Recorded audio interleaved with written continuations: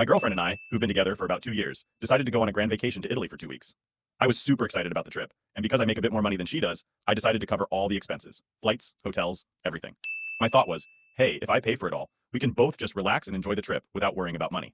And honestly, everything was fantastic for almost the entire trip. We saw beautiful places, ate amazing food, and just had a great time together. But then, boom, on the last day, she hits me with something totally unexpected. She tells me that she wants to stay longer in Italy by herself. She said she needed some time alone to find herself and think about our relationship. The kicker? She never mentioned feeling this way before the trip or even during it. This was all news to me, and it really threw me for a loop. I felt really hurt because this was something big, and she hadn't included me in her thoughts or feelings about needing space until just then, at the last minute. Feeling upset, I responded by telling her that if she truly felt she needed this time alone, then it would make sense for her to be financially independent during this unplanned extension of her trip. Basically, I said that I wouldn't be covering the costs for her new return ticket whenever she chooses to come back. This decision of mine made her really upset.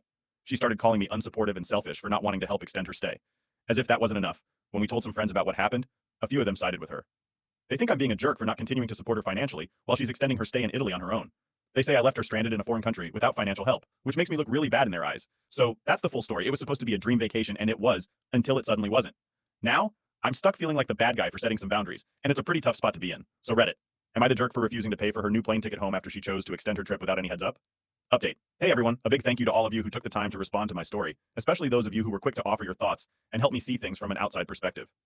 I'm starting to think that maybe I'm not the bad guy in this situation. Still, I'm not totally comfortable saying that I did nothing wrong because you're only hearing this from my side. It's only fair that I own up to any part I might have played in all of this. But what's really been an eye-opener for me is realizing something about my girlfriend's behavior. I never quite noticed before how skilled she is at making things that are actually pretty unreasonable seem totally normal and okay, and making me feel like I'm the one who's losing it or being unreasonable. It's been kind of a shock to see that maybe some of the stuff I thought was normal in our relationship isn't really that reasonable after all. This whole situation has made me start questioning things a bit more, wondering if some of the things I've been going along with aren't as fair or normal as I thought. So here's the update. I'm back in America now, and things are changing. My girlfriend is packing up her things to stay with her family for a while until she can figure out her next steps and find a new place to live. After I shared my story online, it was time to head to the airport. I'm one of those people who always gets to the airport super early because I'm always worried that something might go wrong and I'll be late, though usually everything goes just fine. But this time, with all the emotions I was feeling, I didn't want to take any chances with my luck. So there I was, at the airport about an hour early, all by myself. I spent that time thinking things over and talking to my mom on the phone. I glanced at a few responses to my post, but I didn't trust myself to reply without getting really emotional, and the last thing I wanted was to start crying in the middle of the airport. While I was talking to my mom, my girlfriend suddenly showed up at the airport. It looks like she thought I was just bluffing about not waiting for her.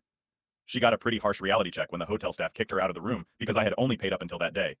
I have to admit, I felt a bit of satisfaction seeing that. She had been so focused on the plane ticket and arguing with me that she hadn't even thought about where she would stay after the hotel. As many of you guessed, she met someone while we were in Italy. She was quick to tell me that it was just a physical attraction and that they hadn't done anything, but she had his handle and was wanting to see if it'd go anywhere. I guess that's what I get for not feeling well and wanting to stay in one night while she went out to explore. Obviously, I told her things were over between us, even though she tried to make it sound like nothing had happened. The fact was, I couldn't feel like I could trust her when she said that. And B, I don't really want to be with someone who feels like it's okay to still keep her options open when she's been in a monogamous relationship for the past 2 years.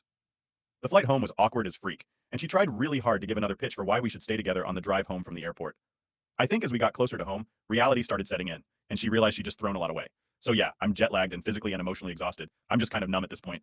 Finally, I didn't see all the comments as there are 25K at the time of this update. But to the few that were downvoted into oblivion, who said this was fake because I hadn't updated in several hours, fricky you. I was looking for reasonable dissenting opinions that might have helped me make sense of the situation. And you're accusing me of making this up for random internet points? Believe it or not, my priority was not to tell a bunch of strangers on the internet how my world was falling apart around me. I know it's easy to think that these people aren't real and their struggles are meaningless because screens divide us. But ironically, you're the jerks. Thank you for sticking around for this mess of an update.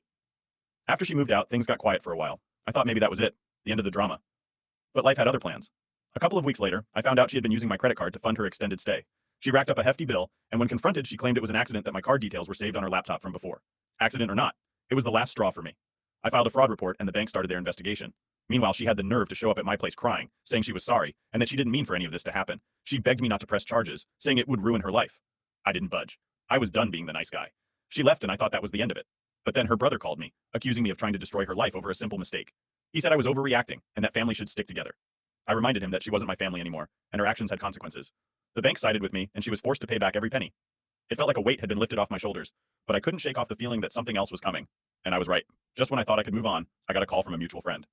He told me that my ex had been spreading rumors about me, saying I was controlling and hurtful, that I'd kicked her out with nowhere to go. It was infuriating how she twisted the story. I had friends questioning me, doubting me.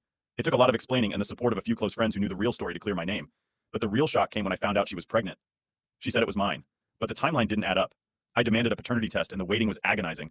When the results came back, it was confirmed. I wasn't the father. It was a relief, but also a sad realization of how far she had gone, how much she had lied. Now she's out of my life. But the echoes of her deceit still linger. I'm trying to rebuild, to trust again, but it's hard. I keep wondering how I missed all the signs, how I let myself be manipulated. But I guess that's just how life goes sometimes. Thank you for reading this, far into my personal soap opera.